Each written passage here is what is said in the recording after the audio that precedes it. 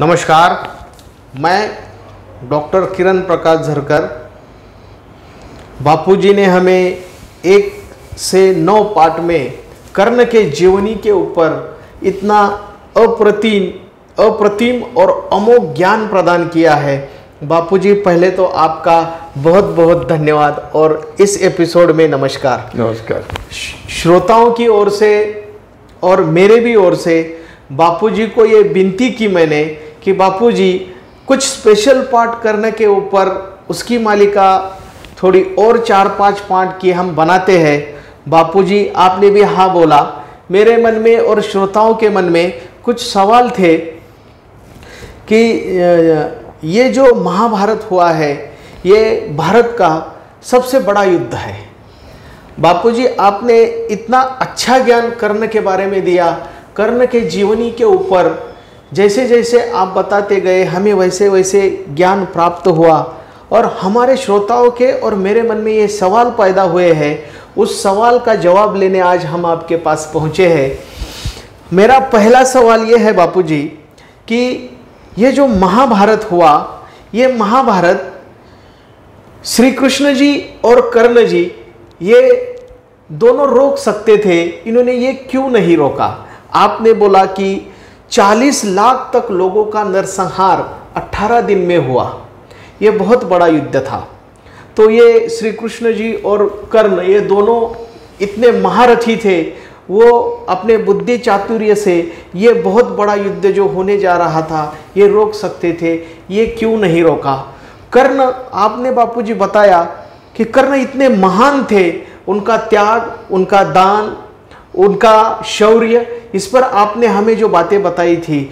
तो कर्ण के जीवनी से हमें क्या लेना चाहिए सीख और क्या नहीं लेना चाहिए? क्योंकि कर्ण ने दुर्योधन का साथ दिया, इस वजह से ये महाभारत हुआ। अगर कर्ण, मुझे ऐसा लगता है बापूजी कि कर्ण अगर दुर्योधन को साथ नहीं देते थे तो ये महाभारत से बचा जा सकता था। तो बापूजी, मेरी आपसे विनती है कि आप हमें, हमारे मन में ये जो सवाल है, इन सवालों के जवाब खोजने में आप हमें मदद करेंगे। आप फिर से ये 4-5 पाठ की जो मालिका है, इस मालिका का हम शुभारंभ करते हैं। बापूजी, इस पाठ में आपका फिर से स्वागत और आप हमें इस हमारे मन में जो सवाल है इनके जवाब कृपया दीजिएगा। किरण, एक बात पहले कहना चाहता हूँ कि तुमने ये YouTube के माध्यम से जिन लोगों ने ये जो 9 भाग हुए और मुझे मेरे मुख से जो कुछ निकला, जो कथन हुआ, उसको पसंद किया, लेकिन मैं जितना तुम बता रहे हो उतना लायक अपने आप को नहीं मानता। पहली बात, न मैं कथाकार हूं, न मैं कीर्तनकार हूं, न मैं तत्ववेत्ता हूं, न मैं फिलॉसफर हूं, न कोई अध्यात्म का मैं स्नातक तक नहीं हूं। हाँ, ये जरूर है कि जिस संस्कृति से जुड़ा हूं मैं, जिस मट्टी से जुड़ा हूं मैं, ये आर्य भूमि हिंदुस्तान की ये मट्टी, जिस मट्टी से पैदा आप और हम सब हुए करोड़ों, इस मट्टी ने कुछ सबक दिया है हमें। इस मट्टी का एक कण हूं मैं, एक कण हो तुम, और इसका कुछ ऋण है हम पर। गीता का ज्ञान सबसे बड़ा ज्ञान मानने वाला मैं हूं। इसका यह मतलब कदापि नहीं है कि किसी भी धर्म ग्रंथ को मैं अन्यथा लेऊं या मेरे कोई श्रोता अन्यथा लेवे। सारे धर्म ग्रंथ मेरे लिए पूजनीय है। सारे धर्म ग्रंथ, सारे देवी देवता, हर पंथ के, हर धर्म के जितने भगवान के स्वरूप है, सभी मेरे लिए वंदनीय है, पूजनीय है। भगवान श्री कृष्ण के बारे में आपने अभी पूछा कि भगवान श्री कृष्ण ने ये युद्ध रोक सकते थे या कर्ण भी, अंगराज कर्ण भी रोक सकते थे। मैं भगवान श्री कृष्ण के बारे में पहले ये कहूंगा, मैं उनको भगवान कहता हूं जरूर। मैं उनको अपील करता हूं विनम्रता से, जो नास्तिक है या जो गैर हिंदू है उनको भी मैं हाथ जोड़कर अपील करता हूं, मेरा ये आग्रह रहेगा, दुराग्रह नहीं, मत मानिए आप उनको भगवान, मत मानिए आप उनको ठाकुर जी, मत मानिए उनको देवता, लेकिन श्री कृष्ण से बड़ा तत्ववेत्ता भूलोक पर नहीं हुआ, ये आपको मानना पड़ेगा। श्री कृष्ण से बड़ा ज्ञानी भूलोक पर नहीं हुआ, ये आपको मानना पड़ेगा।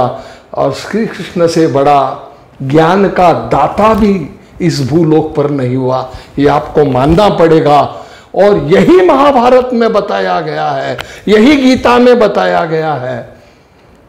आपने बताया, पूछा कि भगवान श्री कृष्ण इस युद्ध को रोक सकते थे। हस्तिनापुर में जब भगवान श्री कृष्ण आए थे शिष्टाई के लिए, वो कार्तिक शुद्ध पूर्णिमा थी, मैंने बताया था, और तब उन्होंने अपील किया था, तब उन्होंने कहा था कि मैं कोई संधि का प्रस्ताव लेकर नहीं आया हूं, कोई समझौते का प्रस्ताव लेकर नहीं आया हूं, मैं सत्य का ताम्रपट लेकर आया हूं, मैं सत्य का वचन लेकर आया हूं, मैं न्याय का पट लेकर आया हूं, मैं विवेक का पट लेकर आया हूं, मैं धर्म का पट लेकर आया हूं। यह भूमिका थी भगवान श्री कृष्ण की। और जब आधा राज्य दे दो पांडवों को कहा, नहीं दिया, कुछ गलत बात उगल दी मुंह से दुर्योधन ने कि इसको कारागृह में डाल दें वगैरह वगैरह, और भगवान ने विराट स्वरूप दिखाया, तब कहा कि तुम्हारी ताकत है तो मुझे बंदी बनाने की कोशिश करो। ये सब आप जानते हैं, मैंने बता दिया। और अगर युद्ध ही चाहते हो तो ऐसा युद्ध मैं कराऊंगा कि हजारों पीढ़ियां याद करेगी, ऐसा कहकर उन्होंने युद्ध करवाया। ये हकीकत है। और अब आपके प्रश्न पर आता हूं मेरी अल्प बुद्धि से, कि ये युद्ध दुशासन और दुर्योधन को और शकुनी को दंडित करने के लिए नहीं था। ये युद्ध पथभ्रष्ट मार्ग भ्रष्ट जो हो चुका है उस कर्ण को दंडित करने के लिए नहीं था। यह युद्ध राजनिष्ठा दिखाकर असमर्थनीय बर्ताव जिन्होंने किया वो भीष्म और द्रोण को दंडित करने के लिए नहीं था। यह युद्ध पुत्र प्रेम में अंधा होकर भी पुत्र प्रेम में जिसको आंखें आई है ऐसे धृतराष्ट्र को दंडित करने के लिए नहीं था।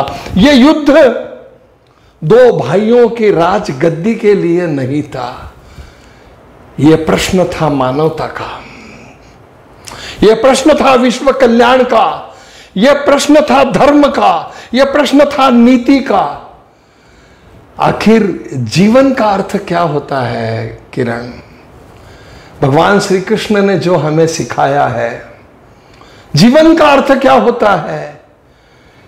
जीवन है एक तेजोमय प्रकाश। और कौन सा प्रकाश? तो तेजोमय आत्म प्रकाश।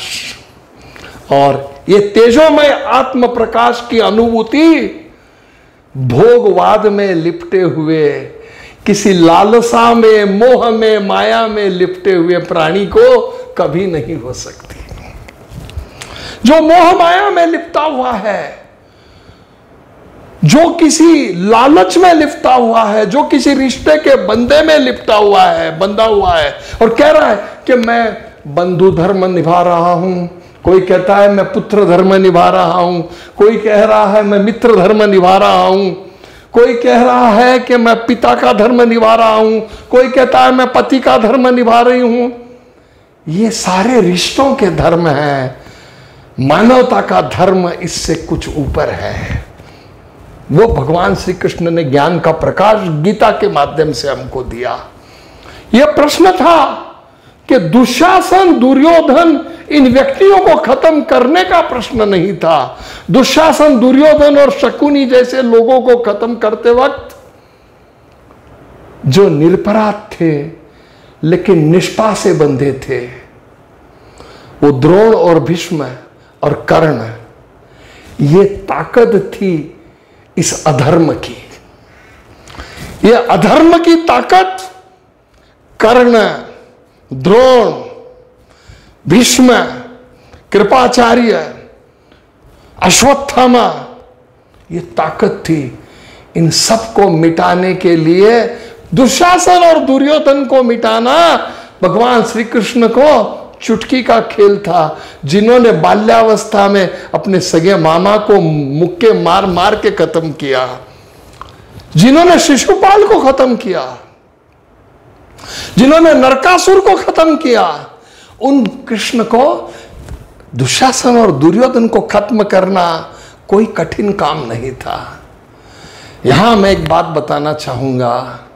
देखिए, आप भगवान श्री कृष्ण का चरित्र अगर देखते हैं तो जैसे कर्ण के उनके वार्तालाप में कर्ण ने कहा कि दो माताओं का आपको भी लाभ हुआ, मुझे भी हुआ। देवकी माता ने जन्म दिया, यशोदा माता ने आपको पाला पोसा। आप यशोदा माता को प्रेम छोड़कर जा सकते हैं, माधव मैं नहीं जा सकता। ये कहने के लिए बात अच्छी है, सुनने के लिए अच्छी है, जोशपूर्ण एक डायलॉग के रूप में अच्छी है, लेकिन क्यों छोड़ा गोकुल, क्यों त्याग किया यशोदा माता का? भगवान श्री कृष्ण का जीवन चरित्र अगर आप देखते हो तो भगवान श्री कृष्ण ने जो स्थान छोड़ दिया वहां दोबारा वापस नहीं लौटे। उनके जीवन का मार्ग ऐसा रहा है। गोकुल छोड़ा तो उम्र भर गोकुल में नहीं आए, मथुरा छोड़ी तो फिर से मथुरा में नहीं आए, आगे ही आगे चलते रहे। सगे मामा को मारा, रिश्ते में नहीं बंधे। सगे भुआ के बेटे भाई को मारा, शिशुपाल को, रिश्ते में नहीं बंधे। और जिसने जीवन के हर क्षेत्र में, हर मोड़ पर, हर मंजिल पर आदर्श प्रस्थापित किए, ऐसा था कर्ण। एक आदर्श पुत्र, आदर्श पिता, आदर्श मित्र, आदर्श पति, आदर्श सैनिक, आदर्श सेनापति, आदर्श राजा, आदर्श दानी। कितने आदर्श थे, कितना नेक था, पथभ्रष्ट था। और पथभ्रष्ट क्यों हुआ? मित्र के कारण हुआ।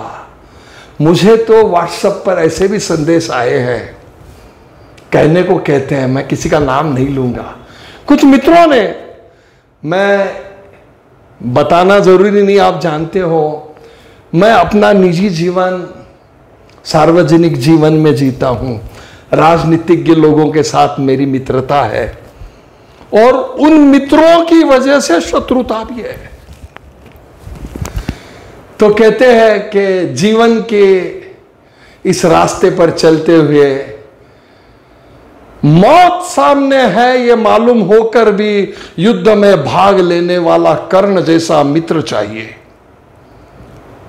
कुछ मित्रों का कहना है हमारे, क्या कहते हैं कि सामने मृत्यु है ये मालूम होते हुए भी युद्ध में भाग लेने वाले कर्ण जैसा मित्र चाहिए, और हाथ में शस्त्र न लेने की प्रतिज्ञा लेकर भी सारथ्य करने वाला श्री कृष्ण जैसा भी मित्र चाहिए।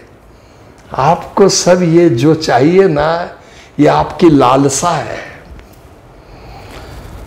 आपको ये सब चाहिए तो आप में और दुर्योधन में क्या फर्क रहा?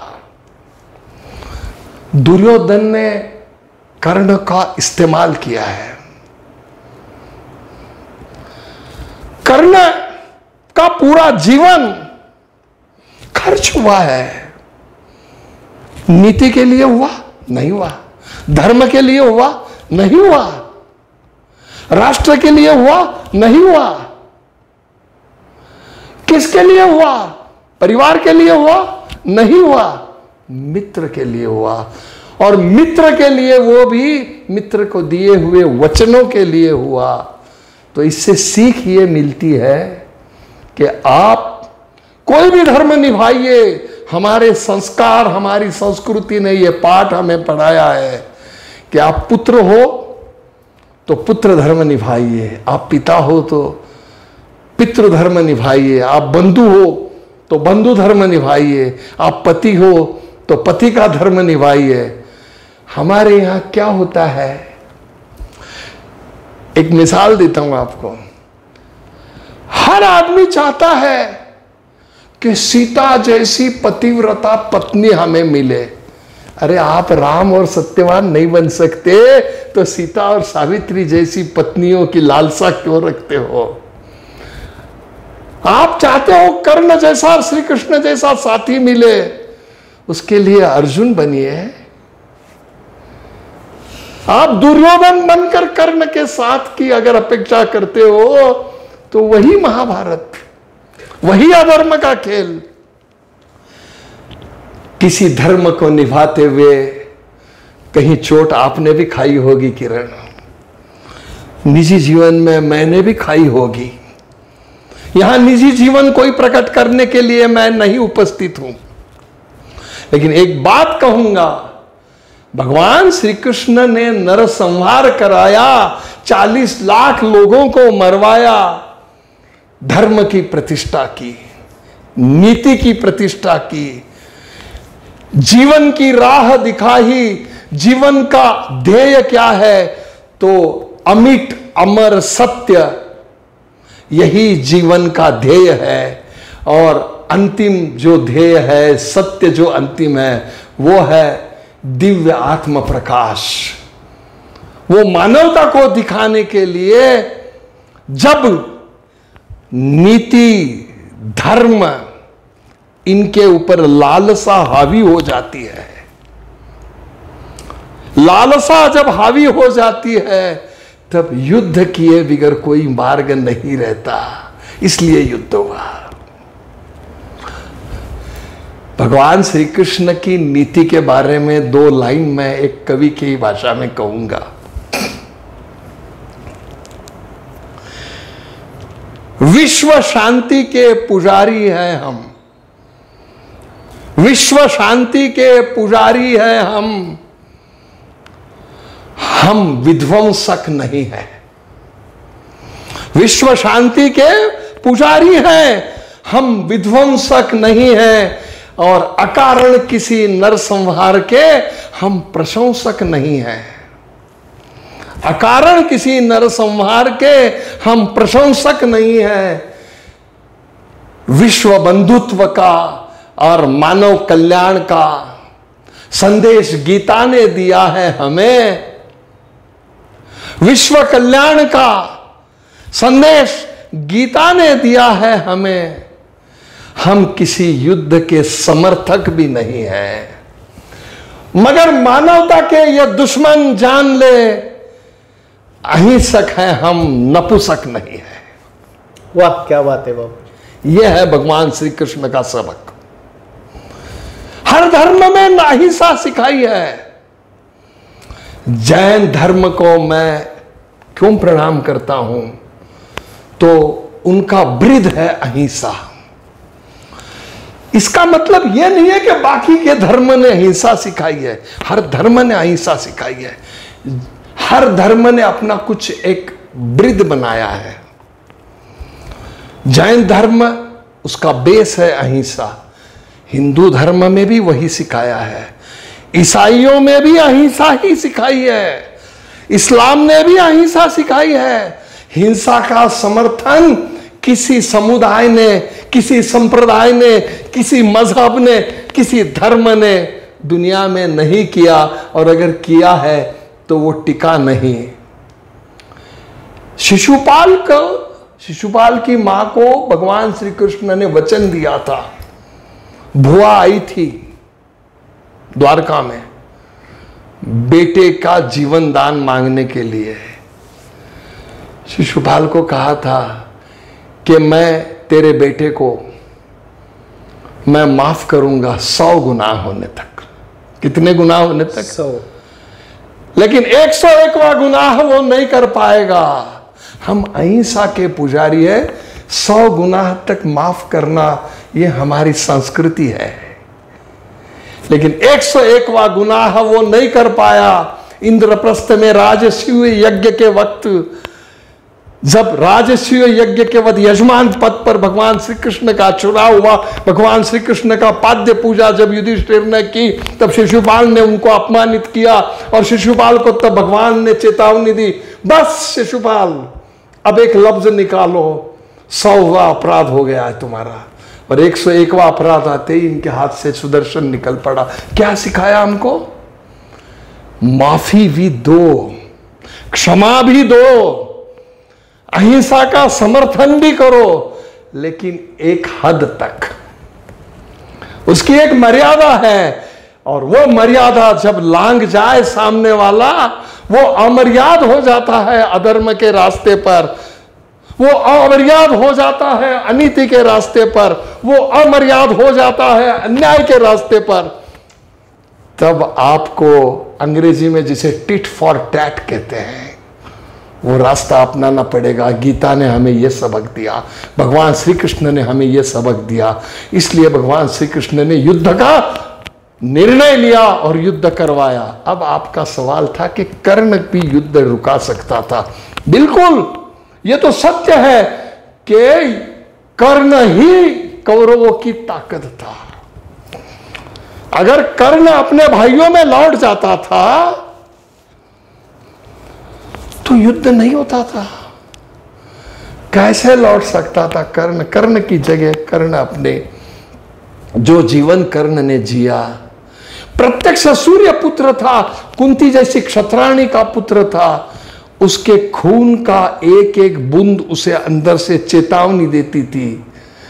तेज था कि नहीं, मैं सामान्य नहीं हूं, मैं हीन नहीं हूं। और दुनिया उस पर छीतू करती थी, सूत पुत्र करके उसका उपास करती थी।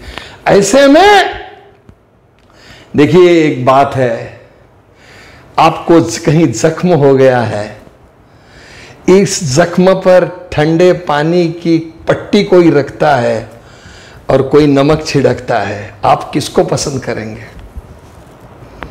जिसने ठंडे पानी की पट्टी रखी है। शांत दुर्योधन ने राज मुकुट उसके सर पर रख दिया, सिंहासन पर बिठाया, एक सूत पुत्र को राजा बनाया। बस वो गदगद हो गया और उसी पल उसने भावावेश में अपना जीवन समर्पित कर दिया। दुर्योधन तुम्हारे लिए। और यही सबक हमें लेना है कि दुनिया की दुनियादारी में जिंदगी की राह चलते हुए आप हर धर्म निभाओ, लेकिन विवेक को कभी खोना नहीं। बंधु धर्म, रामायण में आपने क्या सीखा? लोग कहते हैं कि घर का बेधी लंका ढाए, विभीषण के नाम से नाम रखते। विभीषण कहां चूका था? भाई का धर्म कुंभकर्ण ने निभाया, धाराशायी हुआ। कौन कुंभकर्ण का नाम लेता है? पुत्र का धर्म रावण के बड़े पुत्र ने निभाया, उसका नाम लेता है? इंद्रजीत का नहीं लेता। विभीषण था जो सगे भाई को कहता था कि यह अधर्म है, पर नारी सीता मैया को वापस भेज दो। सगा भाई हो तो क्या हुआ, बड़ा भाई हो तो क्या हुआ, वो राजा हो तो क्या हुआ, अगर वो अनीति की राह चल रहा है तो आप भाई हो तो भी आपका कर्तव्य है उसे सही राह बताओ, समर्थन मत करो। और मैत्री में तो ये बात बहुत जरूरी है। देखिए, अर्जुन और श्री कृष्ण का नाता साले बहनोई का भी था, गुरु शिष्य का भी था और मित्र भी थे। श्री कृष्ण जैसा सारथी अगर जीवन में मिल जाए तो मित्र का जीवन सम्राट जैसा हो जाए। लेकिन श्री कृष्ण जैसा सारथी की चाह रखने वालों, आप पहले अर्जुन बनो और कर्ण जैसे की चाह मत करो। कर्ण का बलिदान दिया है मैत्री में, मित्रता में बलिदान हुआ है कर्ण। कर्ण जैसे मित्र की चाह कोई मत रखो। इसीलिए कर्ण ने अंत में कहा कि मेरा अंत संस्कार कुमारी भूमि पर हो, जहां तृण भी नहीं उगा और न भविष्य में उगेगा। तो कर्ण जैसे एक मित्र की चाह क्यों रखते हो? हमने एक बार कहा था आपको, हम बातों बातों में कई बार जिक्र होता है हमारा कि आज जो प्रजातंत्र है, इसमें हम किसी को सर पे उठा लेते हैं कि यही देश का तारनहार है, जो कोई हो। आज वो विषय नहीं है कि किसी को नाम रखना है या किसी का नाम लेना है। हमको बात करनी है प्रवृत्ति पर, व्यक्ति पर कुछ नहीं।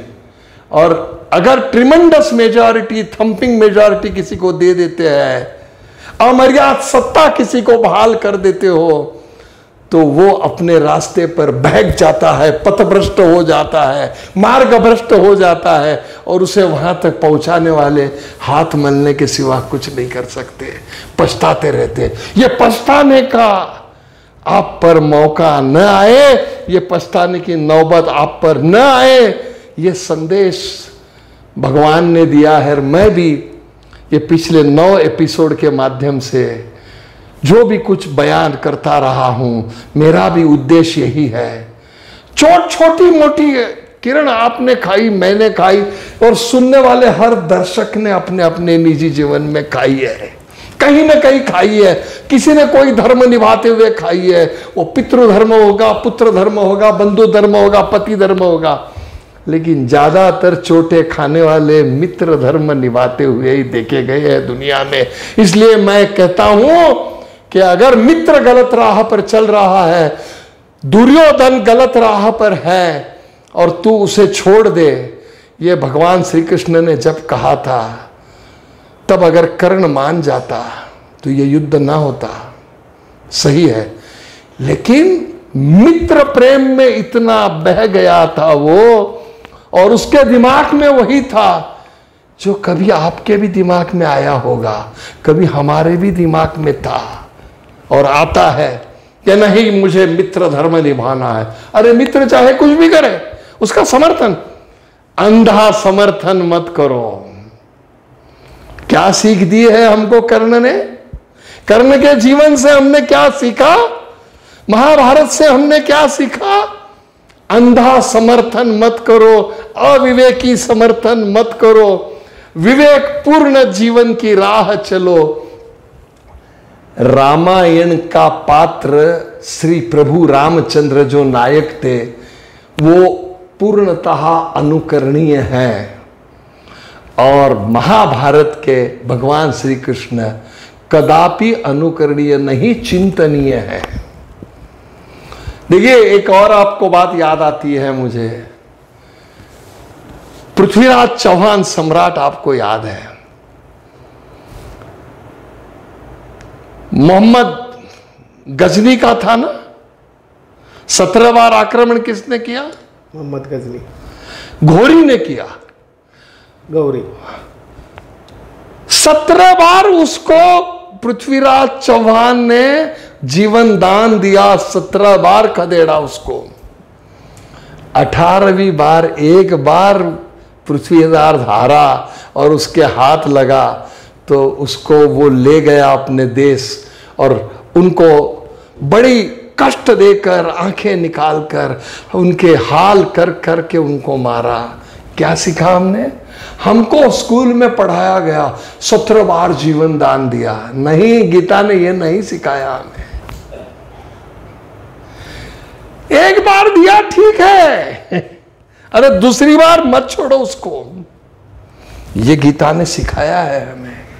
क्षमा, अहिंसा, शांति, ये अमर्याद नहीं है, इनकी मर्यादाएं हैं मानवता के हित में, नीति के हित में, धर्म के हित में, राष्ट्र के हित में, और हर रिश्ते के हित में। हमको यही सीख इनसे मिलती है। और मैं समझता हूं, कुंती का सवाल भी आपने मुझे निजी वक्त इसमें पूछा था कि कुंती को जब मालूम था कि ये मेरा बेटा है, तो वक्त रहते उसने क्यों नहीं बताया कि तू मेरा बेटा है? देखिए, कुंती जब मां बनी कर्ण की, तब वो मां बनने की उम्र में तक नहीं थी, और मातृत्व सती स्त्री को जिस योग के माध्यम से मिलता है, वो योग तो कुंती के जीवन में हुआ ही नहीं। 4 पुत्र जो हुए, दुर्वास की उस वाणी से, उस वरदान से जो उसकी जिंदगी की राह पर शाप सिद्ध हुए, उनसे हुए। राजकुल की प्रतिष्ठा, समाज की प्रतिष्ठा, इन सब को मद्देनजर रखते हुए कुंती कौन से मुंह से कह सकती थी कि मैं कुंवारी मां हूं? नहीं कह सकती थी। भगवान श्री कृष्ण जानते थे, वो भी नहीं कह सकते थे। इसलिए जब पानी यहां तक आता है, तब तो कुछ बातों को त्याग कर, कुछ संकेतों को, कुछ संबंधों को, कुछ निर्बंधों को त्याग कर हमें आगे बढ़ना ही पड़ता है। जब 40 लाख सैनिक का नरसंहार होने का वक्त आया, तब भगवान श्री कृष्ण ने अंतिम प्रयास सारे किए। कौरवों को समझाने की कोशिश की, कर्ण को समझाने की कोशिश की, और खुद इस चीज का खुद पर क्या लिया उन्होंने पता है आपको? वो बताऊंगा मैं और अंत करूंगा अपने इसका।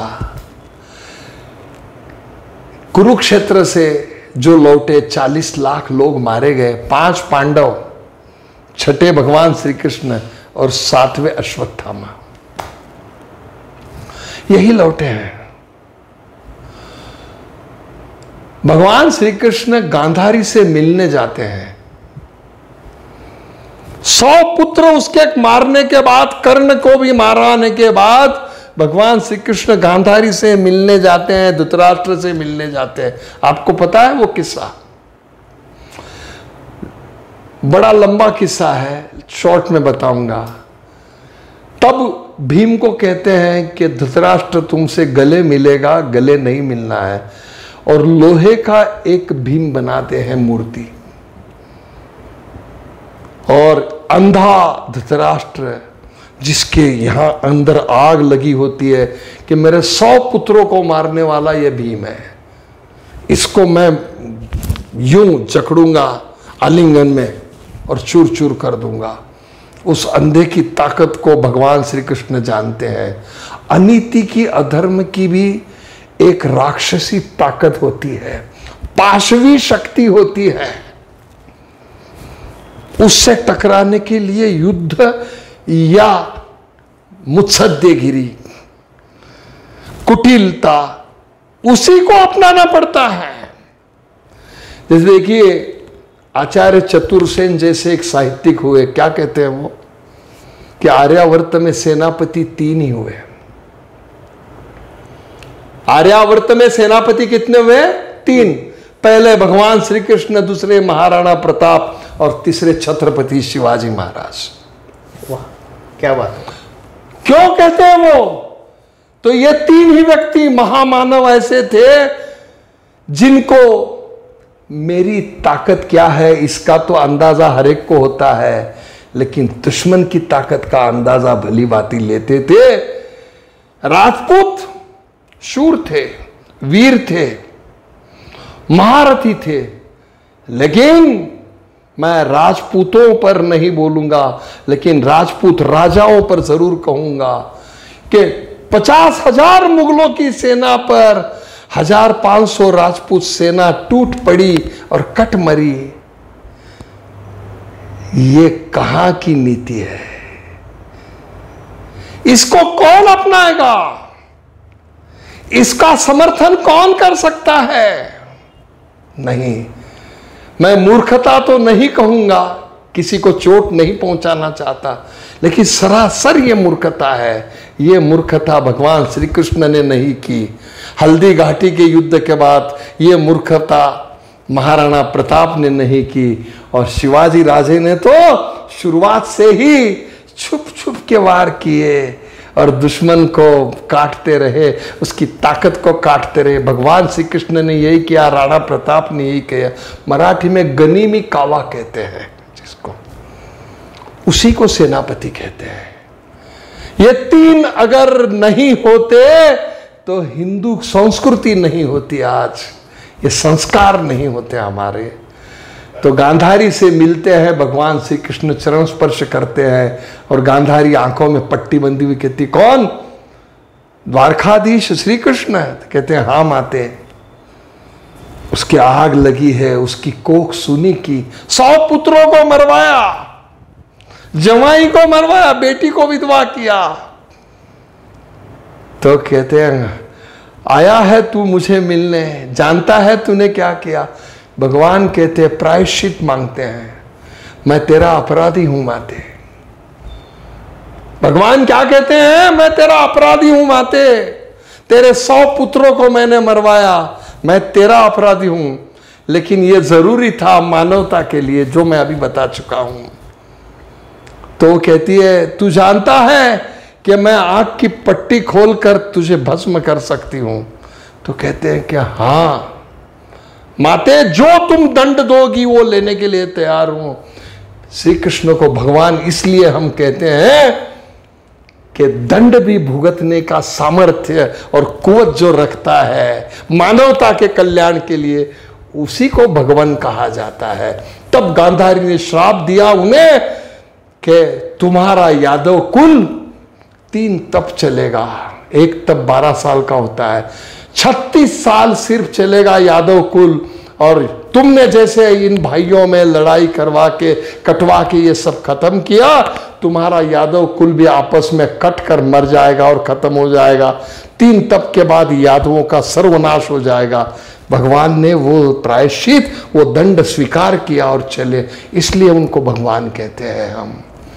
तो मैं फिर से एक बार सबको विनम्रता पूर्वक विनती करूंगा, किसी माध्यम से किरण और भी कभी आपके सामने लाएंगे तो और किसी विषय पर भाष्य करने की यथाशक्ति यथामति मैं जरूर कोशिश करता रहूंगा। लेकिन कर्ण को मैंने जितनी मुझे समझ ईश्वर ने दी, अपनी समझ से परे मैंने समझने की कोशिश की और कर्ण के जीवन से और महाभारत से यही सीखा। देखिए आपको एक बात और बताना चाहता हूं कि रामायण के तो हर प्रसंग का चित्र घर में लगाते हैं, लेकिन महाभारत के किसी प्रसंग का फोटो घर में कोई नहीं लगाता, लोग डरते हैं। क्यों? कि घर में सब कुछ हो, महाभारत ना हो। यह सीख है हमारे महाभारत की, यह सबक है महाभारत का कि महाभारत नहीं हो, महाभारत ना हो जिसमें इतना नरसंहार हुआ। तो आप किसी का भी कोई भी रिश्ते का धर्म निभाते हुए विवेक पूर्ण निभाइए और आपका जी जान से जिसको चाहते हैं, वचनबद्ध हो आप भले, प्रतिज्ञाबद्ध हो आप भले, उपकार तले दबे हो भले आप, लेकिन अविवेकी समर्थन, अधर्म की राह पर चलने वाला समर्थन, अन्याय की राह पर चलने वाला समर्थन, मानवता के खिलाफ चलने वाला समर्थन आप कभी कोई मत कीजिए। ये मेरी करबद्ध आपसे प्रार्थना है। नमस्कार, जय श्री कृष्ण। नमस्कार, जय श्री कृष्ण बापू जी।